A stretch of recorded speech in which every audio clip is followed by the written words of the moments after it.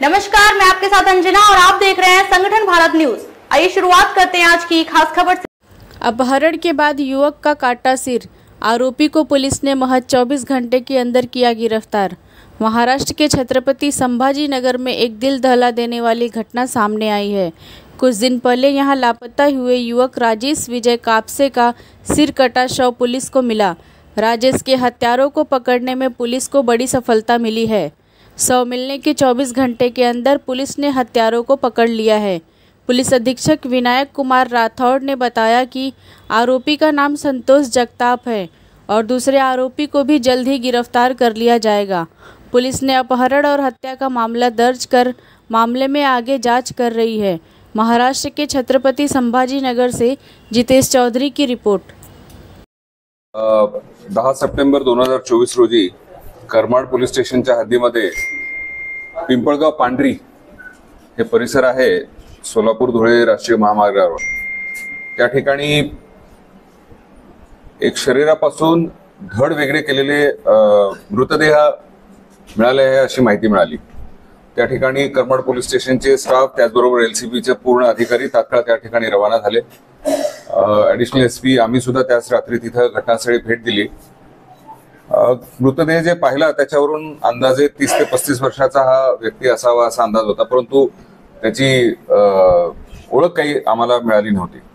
परंतु एकंदरीत परिस्थितीमध्ये हा खुनाचाच प्रकार असावा हे सुनिश्चित झाल्यामुळे तात्काळ त्या ठिकाणी एलसीबी आणि लोकल पोलीस स्टेशनच्या माध्यमाने 5 टीम्स वेगवेगळ्या रवाना तयार करण्यात आल्या आणि सगळ्यात आधी तर मृतदेह जे आहे ते त्याची ओळख पटवण्याचं काम सुरू झाले। त्या अनुषंगाने वयाचा आणि इतर गोष्टीचा अंदाज बांधून आम्ही संभाजीनगर शहर व आमच्या जिल्ह्यामध्ये कुठे मिसिंग आहे का याबाबत माहिती घेतली असता 10 तारखेलाच एक मिसिंग पुडलिक नगर पोलीस स्टेशन या ठिकाणी दाखल आहे अशी माहिती मिळाली।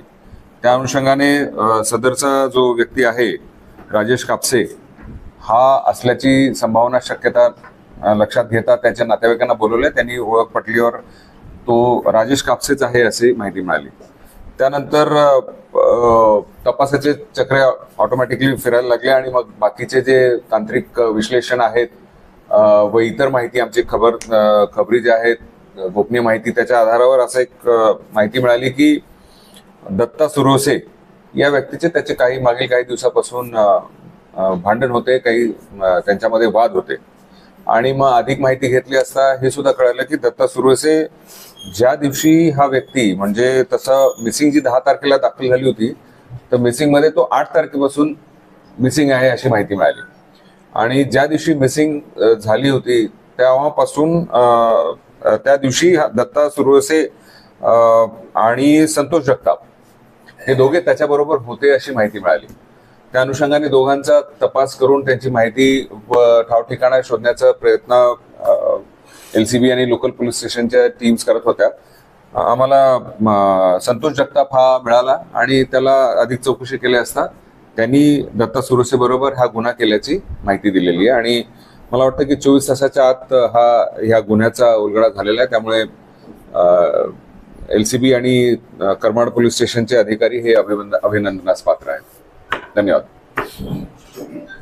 खबरों में अब तक के लिए बस इतना ही। फिर होगी आपसे मुलाकात कुछ ऐसी खास खबरों के साथ। तब तक के लिए नमस्कार और देखते रहिए संगठन भारत न्यूज।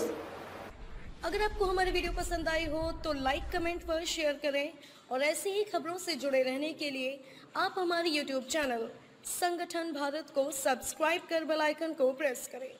छोटी छोटी वीडियो और खबरें व्हाट्सएप और ईमेल पर भेज सकते हैं।